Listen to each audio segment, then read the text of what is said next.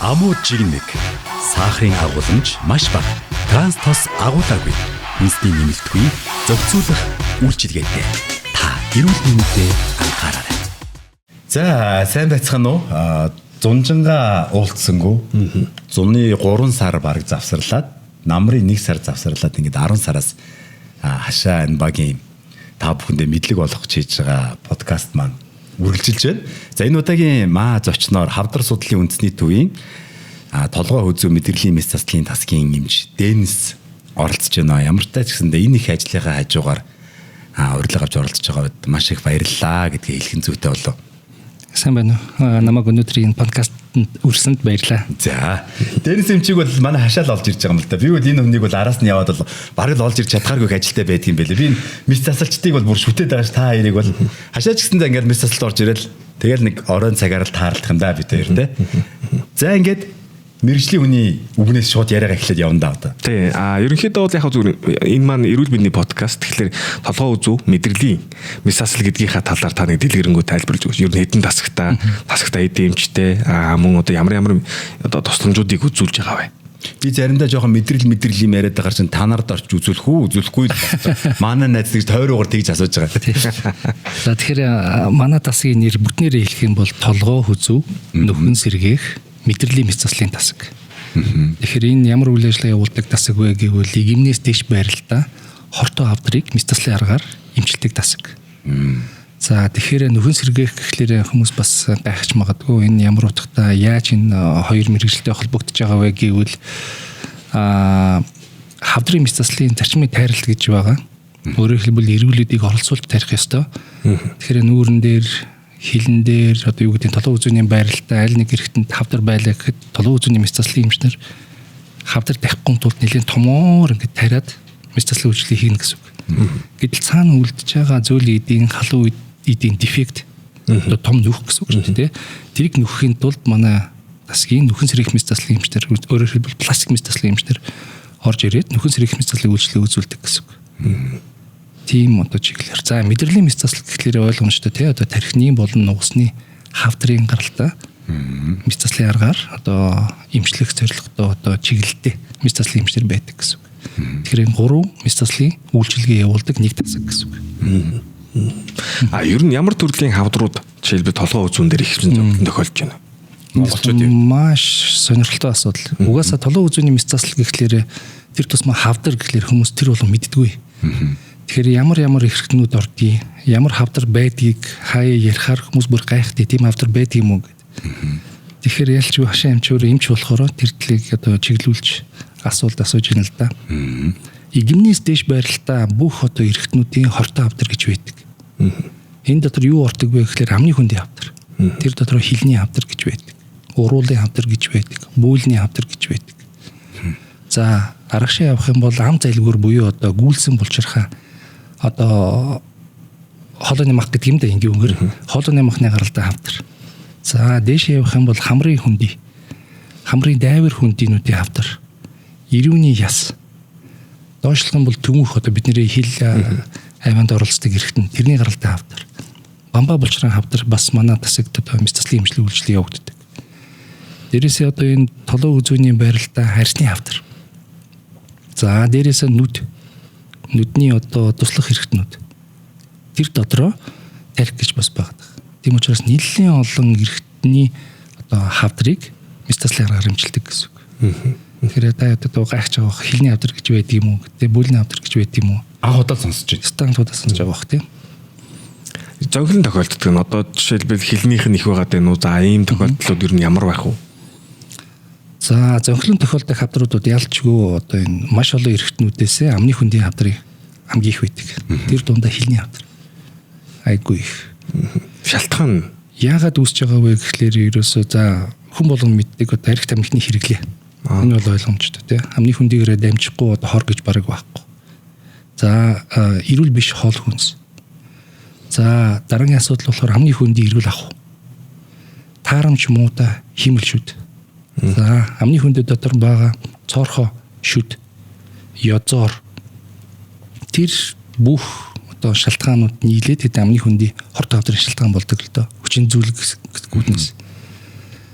залгиурын хөвд одоо нөгөө нэг холоны мах гэж яриад байгаа шүү дээ. Хам залгиурын хавдар баг гэж бас байдаг. Тэр миний сайн нэрлсэн шалтгаанаас гадна хүний хөвгөлцөг вирус гэж байна тийм. Human papilloma вирус гол шалтгаан болоо явдаг. За зарим мэрэгжлийн онцлог гэж байна. Жишээлбэл мужаанууд хамрын хүндийн хавдрууд тохиолдол айгүй их. Маск зөгөөд үү? Маск зүүхгүйгээр мужааны ажил хийгээд тэр одоо нарийн ширхэг. Тийм нарийн ширхгийн тоосон цар хамрын хүндийн, дайврын хүнд рүү ороод хамрын хүндийн хавдар үүсэх. За арсны хавдрын хувьд ярих юм бол хэд яган туяа. Нарны хэд яган туяа. Гэх мэтчлэн одоо нөгөө нэг эргэтэн болгонд өөр гэсэн өрмөц онцлог байгаад байгаа шалтгааны хувьд. Тэгэхээр чи одоо чинь амны хүндийн хилний хорт авдар гэж юм те. Тэгэхээр эн чинь нөгөө нэг вакцин юм октодод хийгээд байгаа нөгөө нэг сүр дуйлан болоод байгаа вакцин хөхөнцөр ямар юмны вакцин гэдгийг хийлгээгүйгээс тэр болж ийн гэсэн үг. Ам залгиурын хавдрын хувьд бол яг мөн тэр хийлгчид бол хамгаалч нь те. Тэр чинь 9 төрлийн хавдраас хамгаалт юм билээ шүү дээ. Human papilloma вирус өөрөө болохоор айгүй олон төрөл байдаг. 100 гаруй төрөл. Тэр дотроо одоо эмэгтэйчүүдийн умаа үзүүний хавдар болон бидний одоо толгойн зүйний байралтай ам залгиур буюу одоо гүйлсэн булчирхаан гаралтай хавдар үүсгдэг вирус яг ижилхэн 2 тайп байдаг. 16, 18. Өөрөөр хэлбэл хэрвээ бид нэр одоо охтуудад те залуучуудад human papilloma вирусыг вакцин тарих юм бол энэ өөрөө хавдрын айгүй том орчин сэрэлт болно гэсэн. Зарим орнууд дээр бол судалгаа хийсэн байдаг. Ам залгиурын хавдартай хүнийг одоо метастаслын аргаар эмчлээд нөхөн сэрэх метастал хийгээд дараа нь удаан хугацаагаар химийн тариа хэрэглээд туяа эмчлээ хийсэн зардал нэгэн удаа вакцинаар одоо шийдэх боломжтой үзэгдэх. Тэгэхээр нөгөө нэг эдийн засгийн хөвч айгүй ач холбогдолтой. Хөгжлөө орнууд чинь нэрээс эдийн засгтай бүх юмыг холбож тооцоолдог учраас бүр тийм хүртэл судалгаанууд байдаг. Тийм учраас зарим орнуудад хөвгүүдэд хүртэл тэр HPV-гийн эсрэг вакцин тарьдаг. Жишээд хуулиараа тий. Заавал хийх ёстой гэдэг тий. Яг. Одоо ер нь бол яг зүгээр одоо түрүүн сая хэллээ шүү дээ. Вакцинаар хийлгэнгүүт бидний давах боломжтой. Одоо шил бид хоёрын ч гэсэн яг энэ хийгээд байгаа гол яг поинтуудын нэг юм бол айгүй чухал зүйл нь бидний вакциныг ер нь хийлгэх ёстой юм байна. Энэ ирж эмч байсан гэсэн одоо саяныхыг хийллээ гэсэн гээд одоо хэллээ тохиолдолд бол яг нь эрүүл одоо амьдрах бүрэн боломжийг үүсгэж чанаа л гэдэг л зүйл л дээ. Тийм хүмүүс гэхдээ ингэж байгаа маа. Нөгөө товлолт вакциныг болохоор одоо коронавигийн үед гаргасан вакцинтийг андуураад наад вакцин чинь гэж тиймэрхүү зүйлийг яриад байгаа байхгүй. Тэгэхээр товлолт вакцин зүгээр вакцин тэр бас жоохон ялгамаар байгаа юм тий. Тэгжил хэлж байгаа ах манай хаашаа тийм үү. За одоо жишээлбэл за тэрүүл вакцинаар зингээд сэргийлж болох юм байна. Таны ингээд хилнийх гэчлээ. Одоо толгоо нуруу одоо нугасных гэж явдаг л ахalta. Инээс сэргийлэх ямар арга хэмжээ байна? Хүмүүс ер нь яаж тулгаж очиж гин үү? Яаж ийн ямар шинж тэмдэг илэрдэм? Бид нар яаж ер нь сэргийлэх ёстой вэ? За толгой үзүүний байралтай нөгөө нэг сами дурдсан айгүй олон хэрэгтэн байгаа учраас клиник шинж тэмдэг одоо хавдрын ихний үе шат гарч байгаа зөвөрд өөр. Айгүй өөр. Тэгэхээр хамгийн илбэг тохиолддог одоо амны хүндийн хавдрын тухай ярих юм бол харамсалтай нь бас одоо бид нэр өнөөдрийн байдлаар хандж байгаа өвчтнүүдийн ихэнх нь хожуу үе шүү дээ. Онцлогдоод хүрээд ирдэг. Тэр нь юутай холбоотой вэ гэвэл амны хүндийн нэгдүгээр одоо хавдар байдаг гэдгийг ерөөсөө мэдгүй. Тийм учраас одоо хайц байхгүй. Хоёрдугаар одоо амны хүндийн байралтай хортой хавдрын ихний үе шатанд байгаа зөвөрөд болохоор зөвөр юрдийн одоо ам гимтэх хилийг одоо эвгүй түлэх тий одоо тийм зөвөрөд их андуурагдаж дэмжтэй хандахгүй баг шалтгаануудын нэг. Тэгэхээр энэ асуудал ер нь дээр үеэсээ зөвхөн Монголд биш дэлхийн даяар байгаад байгаа. Харамсалтай дэлхийн даяар хортой хавдар амны одоо толгой үзүүний байралтай хортой хавдар шүү дээ. Хожим үедээ онцлогддгийг. Жишээ түүхийг ярих юм бол одоо Пирогов гэдэг одоо айгүй алдартай метастал хэмж байгаа тий. Тэр өөрөө хоншоорын хүндий хавдраас болж нас урсан. Өөрөө хэмж байна. Тий. Одоо орчин үед гэх юм бол одоо нэлийн алдартай хүмүүс байгаа даа шүү дээ. Америкийн алдартай жүжигчин Майкл Дуглас. Тэр бас амны хүндий хавдартай. Тэр зарлсан байгаа учраас одоо шууд ярьж болно. Тэр хүн одоо жишээлбэл эдийн засгийн хувьд ямар нэгэн асуудал байхгүй. Дэлхийн хамгийн шилдэг хэмжнэрт хизээж үзүүлэх боломжтой мөртлөө бас л одоо өөрөө онцлогдож байгаа. Тэрийн юутай холбоотой вэ гэвэл харамсалтай нь одоо манай байрлалын хавдруудыг одоо шууд байрч авах хоншлох айгу төвхтөө ихний үедээ бол ямар зөвөр хөгдгөө. жижигхэн шар гарна хилний хувьд. Өвдөхгүй. Идэж өгөхөд асуудалгүй, ярихад асуудалгүй. Хэмжээгээрээ томорно. Хэмжээгээрээ томорно гэдэг чинь үе шат ахин гэсэн үг. За өвдөж эхэлсэн үед эмч рүү одоо очиж үзүүлэх юм бол болохгүй гэсэн үед харамстай нь уже яг хожуу шатанд болдог гэсэн үг. Одоо яг сая ингэж ярьлаа. Одоо яг ингээ яг миний амьдрал дээр тулсан байхгүй. Тэгээ яасан бэ гэхээр би яг Денис эмчээр өөхөө хаглага илжсэн. Гэхдээ яг хөөх анх ингээл би өөрөө ч эмчгүй шүү дээ. Тэгээ ингээл харах нь бол өөг энэ дэр нэг жижиг юм гарцсан. Ямар ч зөөр өөрт нь байхгүй өвдөлт одоо нэг юм байхгүй болохоор бид нар emergency одоо эмнэлэгт хандах хандлага нь удаан байгаа юм. Ингээ ус нэг томорцсон. Хүү наа чин томорцсон байна даа гээл 3 дахь дээр навч нэлээд томор. Тэгэр нь дагуулаад очиход л ах болгоод л хавртаа авдар байна гэдэг ийм асуудал гарч байгаа байхгүй. Тэгэхээр яг саяны бол одоо өвдөлт зөөр нь бага байдаг. Ийм л байдаг юм байна л.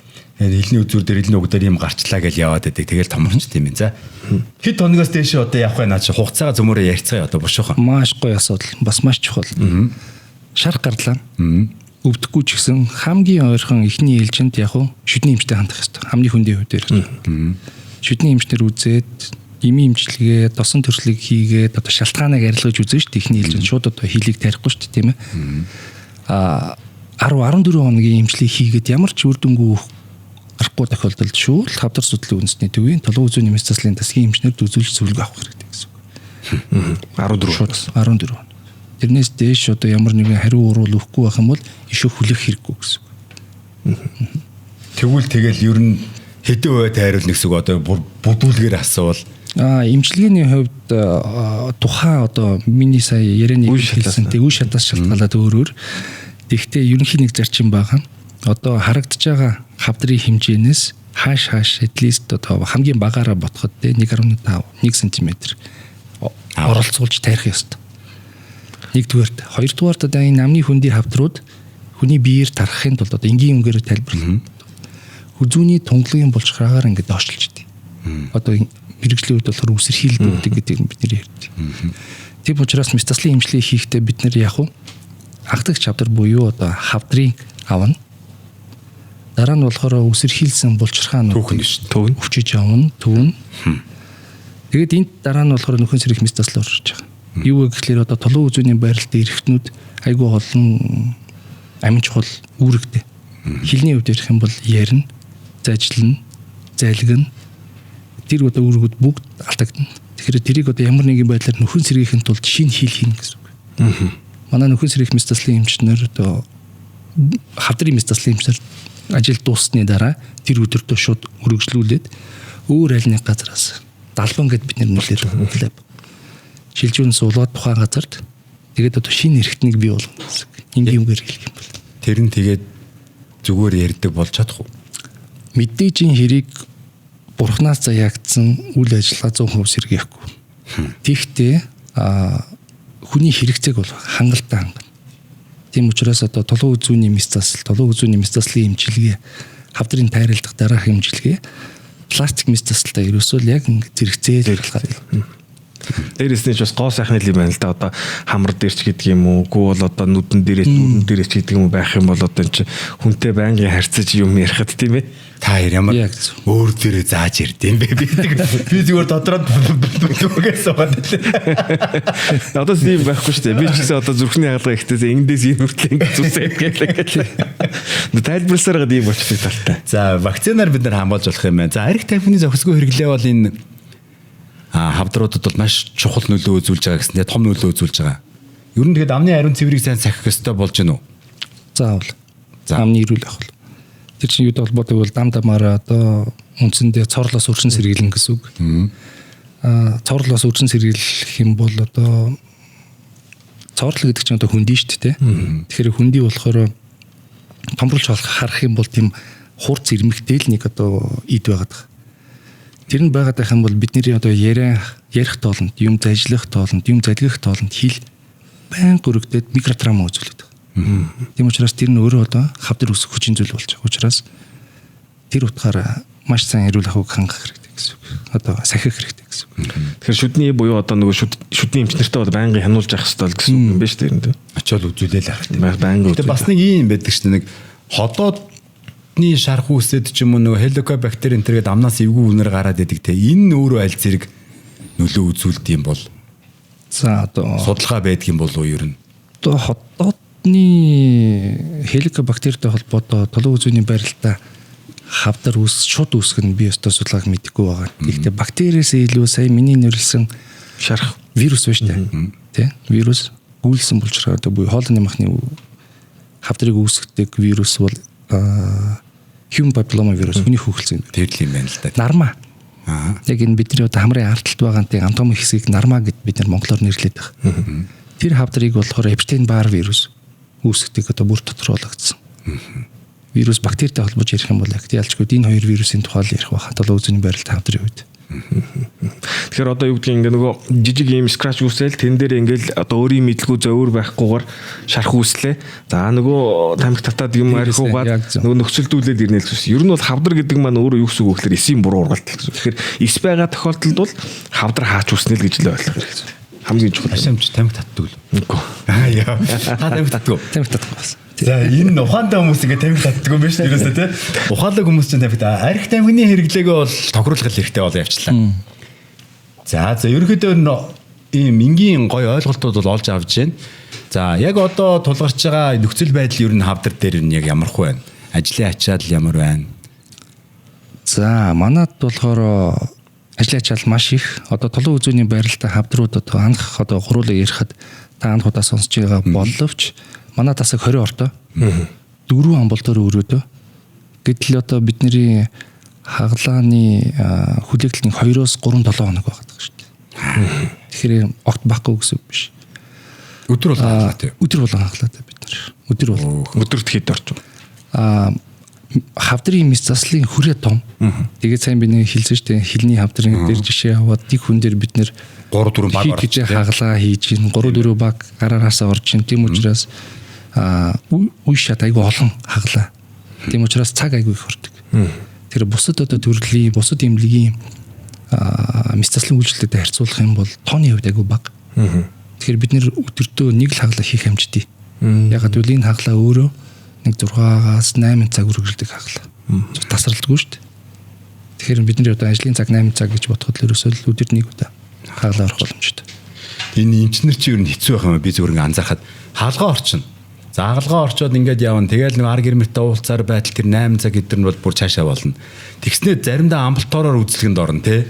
Үзлэгээ хийн. Тэгээ жижүүр юмчээр ажиллана. Тэгээ маргааш хаалгаагаа бэлтэн. Тэгээ маргааш хаалгаа асуудлууд яригдсан шүү дээ. Яаж ингэж энэ цагийг би байсан бол за уучлаарай болиё гэл явах юм бэлээ. Толгой үзүүний хавдартай үед бол яаралтай одоо жишээлбэл emergency-гээр ирэх үү? Ямар тохиолдлууд ирэх үү?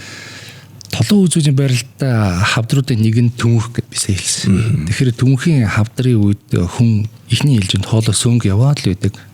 Бас ямар нэг өвчин зөвөргүй. Гэтэл төмөхийн одоо дууны хөвч гэдэг эрхтнийг цагаан мөгөөрсөн хоолой таг гэсэн үг. Үндсэндээ одоо амьсгалын зам яг дээдэл гэсэн үг. Тэгэхээр тэнд одоо хавдар ургахаар ихний ээлжинд хоолой сөнгө болоод дараа нь явандаа явсараагаа тэр одоо амьсгалах замыг бүр хаачдаг. Тэгэхээр бачуураад орж ирдэг. Яралтай тусламж өгдөг. Амьсгал авч чаддаг. Тэгэхээр бид нэр одоо трахеотоми гэдэг үгтэй цагаан мөгөөрсөн хоолой цоолж гуурс тавих. Чөлөөлж өгөх юм. Хаглаа хамгийн одоо манай яралтай хаглаануудаас хамгийн илбэг. Одоо бөглөрлөгч бачуурал очих юм байна те. Харин бөглөрчүүд одоо боломжгүй болчихно гэсэн үг шүү дээ. Мэдээж юм. Тэгэд яралтай бид нэр одоо яралтай багийнхныг дуудаад тэгээд одоо амьсгал чөлөөлөх. Яг төр зур гуурс тавина. Тэгээд одоо онцлогоо хийгдэн. Тэгээд дараа нь одоо стандарт эмчилгээ явуулчихна гэсэн үг. За тэгвэл тэр түүхний одоо чинь хавдар болж байгаа хүний бол хамгийн анхны шинж тэмдэг бол хоолоос өгөх юм биш. Хоолоос өгөх. Хоолоос миний очтой хашгирсан юм уу, караоке орсон юм уу, яалаа хийлээ гээл яваад их юм. Тэр нь үргэлжлэх хугацаанд аль зэрэг байд юм бол. Энэ болохоор ялгас салах хэрэгтэй мэдээж. За. Маш хоолоос өнгө гэдэг шинжээрээ зөвхөн төмөхийн хавдар биш тийм маш олон хүчин бас тэрүүгээр илэрч болно. Үзлэгээрээ л тэрийг ялгаж салгана гэсэн үг. Дуран хийгээд тэр дууны хөвчний хөдөлгөөнийг үнэлнэ. Тэр дууны хөвчин дээр одоо ургасан байгаа байдал эсвэл шарах байгаа байсан одоо үүссэн байгаа байдлыг харж мэднэ гэсэн үг. Аму жигнэг. Сахарын агуулмж маш бага. Транс тус агуулаагүй, хүнсний нэмэлтгүй, зохицуулах үйлчилгээтэй. Таны эрүүл мэндэд. Манай хөгжлөөрөө ер нь яг аль төвшөнд байгаа вэ? Бусад өндөр хөгжилтэй орнуудын хийж байгаа мэс заслуудыг бид нар яг хийж чадж байгаа юу? Тэгээд нөгөө нэг энэ хийж байгаа мэс засал хийдлээ гэхэд нөгөө эдгэрэлт нөгөө хүн маань эдгэрсэн байх тохиолдол нь хэдэн хувьтай байдаг тийм судалгаа энэ төр байдаг болов мэдээж байгаа л бах та. Бага. Манай тасаг 92 оноос хойш ер нь өгсөн байгуулагдсан. Тэгэхээр хөгжлийн хувьд бол дөнгөж өнөөдөр бид нар дасгийн яриан дээр бас энэ тухай ярьсан. Хөгжлийн хувьд болохоор мэдээжийн хэрэг одоо 90 онд тэр үед айгу багц тоног төхөөрөмжийн хувьд айгу хомс байсан. Одоо үед бол орчин үед манай хаглаан дээр хэрэглэгддэг цус тогтоох багж, одоо металл багж, одоо амбалдуур дээр хэрэглэгддэг дуран, хатуу, гуйн дуран, мэдрэлийн мэс заслын үед хэрэглэгддэг микроскопууд, манай нөхөн сэрэх мэс заслын баг хэрэглэдэг микроскоп, нүдэнд харагдахгүй тэр жижиг хуцанд бол тоног төхөөрөмжийн хувьд бол аюул асуудалгүй. Манай тасаг Америк, Израиль, Канад олон улсын эмчнэртэй бол байнга ажилладаг.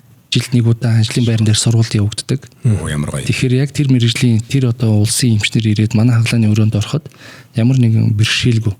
Одоо өрнөс тэр хөгжил өндөртөө орнууд хаглаа хийж байхдаа яг адилхан хаглаа хийж байгаа. Тийм учраас миний бодлоор манай тоног төхөөрөмжийн хувьд болохоор айгүй сайн хангацсан цөөхөн эмнэлгүүдийн нэг юм болов гэж би бодоод хавдрыг. Ямар гоё.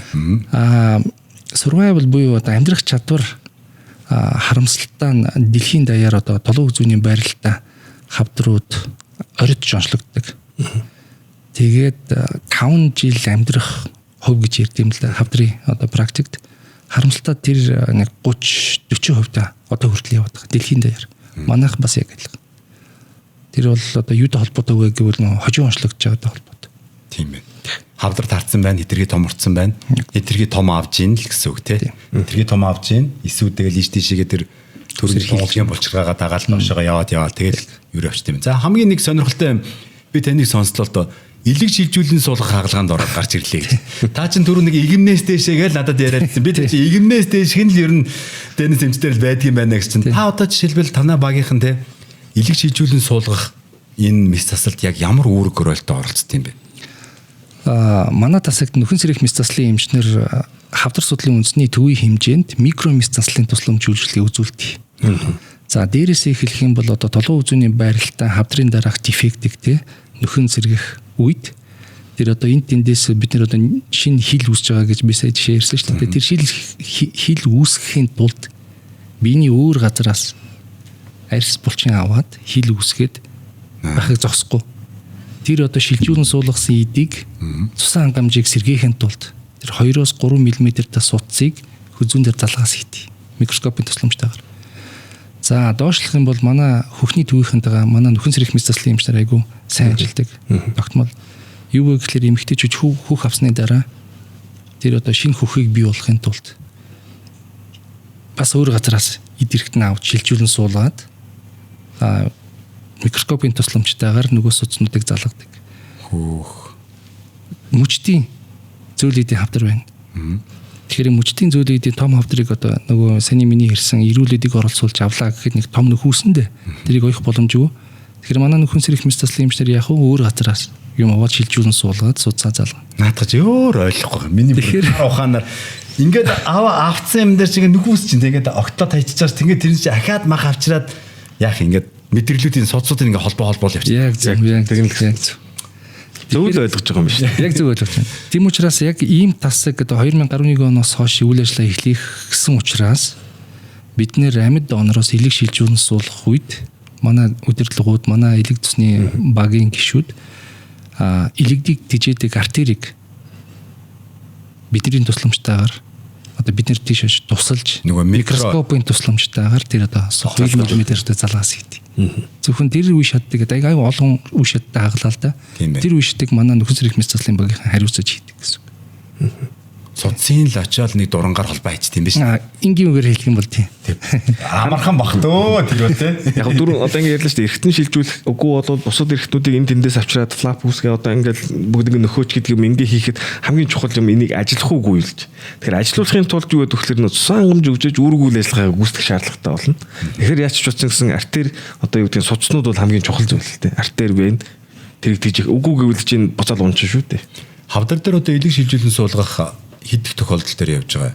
За өчигдөр бидний 220 гаруй тохиолдол. Би одоо яг тоочны санахгүй байгаа мартчихад байгаа. 7 хоногт 2 дахь 4 дахь зарим 7 хоног зөвхөн 4 дахь гих мэтчлэн хуваартай.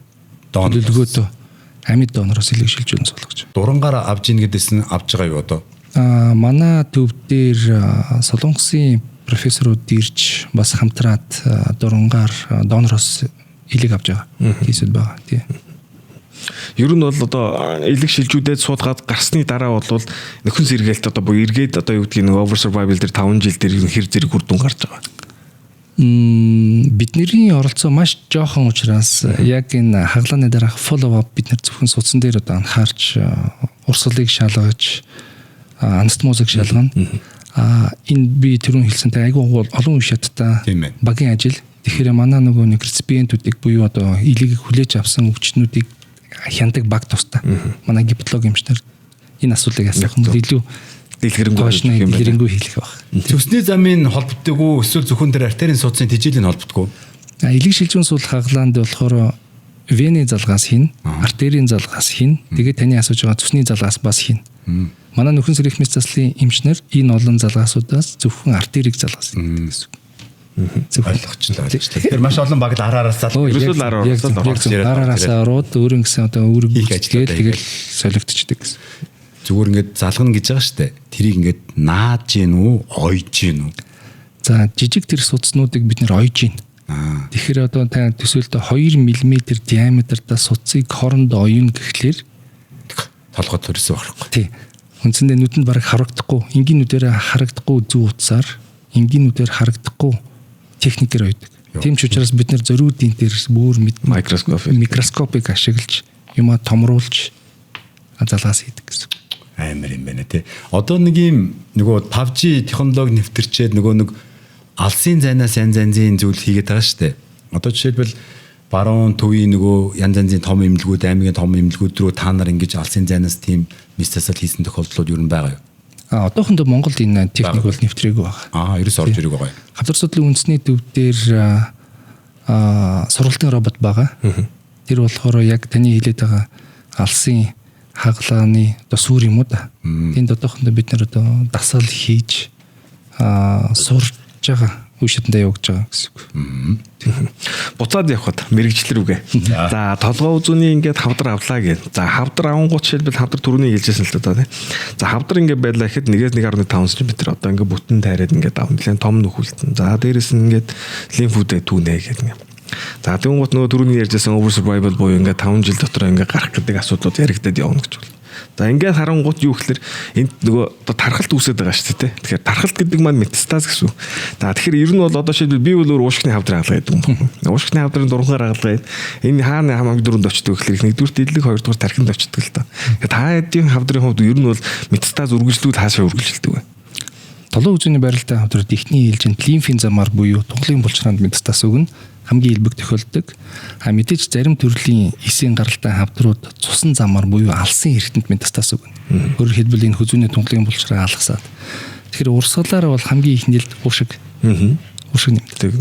Дараа нь болохоор одоо яс илэг их мэтлэн явчихдаг тий. Тэгээ бүр тийм ухаалаг би үл гэж ойлгодож тийм хавдрын эсэ чи айгуу тийм ухаалаг энэ хүнийг энэ организмыг алъя гэсэн даалгавартай.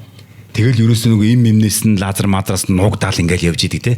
Энэ тэнд ороод нуугдаа зогсчдаг тийм ухаалаг амтэн л гэж ойлгоод байгаа ш тэр хавдрын эсийг ерөн зөв. Тийм байх магадгүй. Бүр яг манай нэг Америкээс ирсэн нэг профессор бүрс яг таны үгийг хэлсэн. Та хоёр хоорондоо уулзсан юм шиг л ярьж. Хавдрыг имжлэхдээ яг тэр хавдрыг одоо тухайн одоо эзэн биеийг алах гэж байгаа гэж бодоод түүний эсрэг арга хэмжээ аваарэ гэдэг. Логик нь би бүр тэр эмчтэй нэг уулзахсан та ветеринary логик ямар адилхан байна гэд те. Би бол нэг эмч болох хэрэгтэй байсан юм аа. Тэгээд шал өөр мэрэгжил менежментээр төгсөө. Зөвл эмч болсон бол одоо Денис эмчийн орон цуцсан. Та хоёрт яг баяр. Биш надад өөр тийм яриад сууж байгаа юм байна л да те. За баярлалаа. Бид нар энэ зүйлээс Денис эмчтэй ярилцаад нэг хоёр зүйлийг маш сайн ойлгож авах хэрэгтэй юм байна. Нэгдүгürt гэх юм бол одоо тэр нөгөө хөхөнтрийн вирус гэж юу вирус гэдэг байгаа те. Тэрэнд бол бид нар бол вакцин гарцсан хүндрэлтээ одоо тэр чи хэдэн оноос хойш хийгээд байгаа. Ингээ бүр батлагдсан вакцин шүү бурхан буддаа маань. Би ч охиндоо хийлгсэн. За вакцин хийх юм бол зөвхөн тэр умаа үзүүний ямар юмны хорт авдраас сэглээ зогсохгүй тэр хийлмэл дээшээ 9-10 төрлийн өвчнгөөс бол хамгаалдаг юм байна. Тэрийг бол яаралтай хийлэх ёстой гэдгийг л ойлголоо. Яг зөв. Зөв. А хоёрдугаар тэгээд гэх юм бол бид нар хил аман дээр нэг жижигхэн юм гараад шүдний эмчтэй үзүүлээд 14 хоногоос түрхээд нэг юм бэлтгэл янз янзын бичиг нам зайлагч майлагч бичиж өгнө.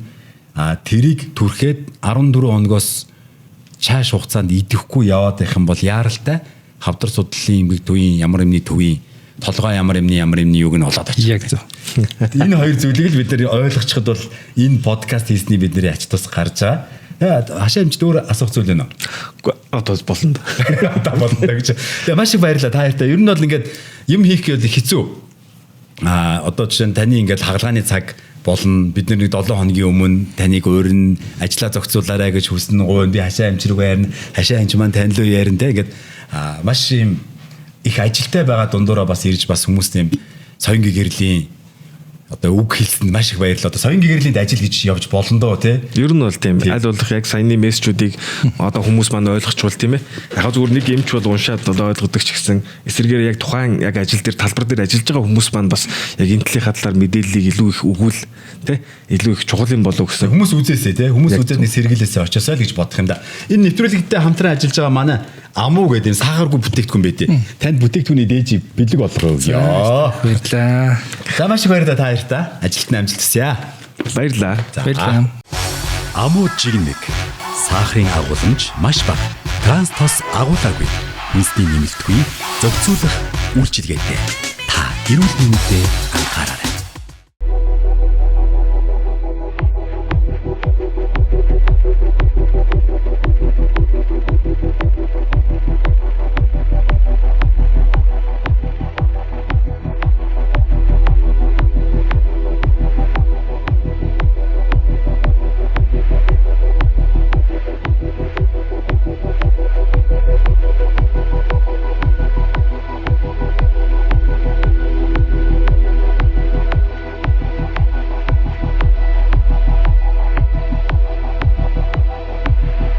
Радио Хаус 89.7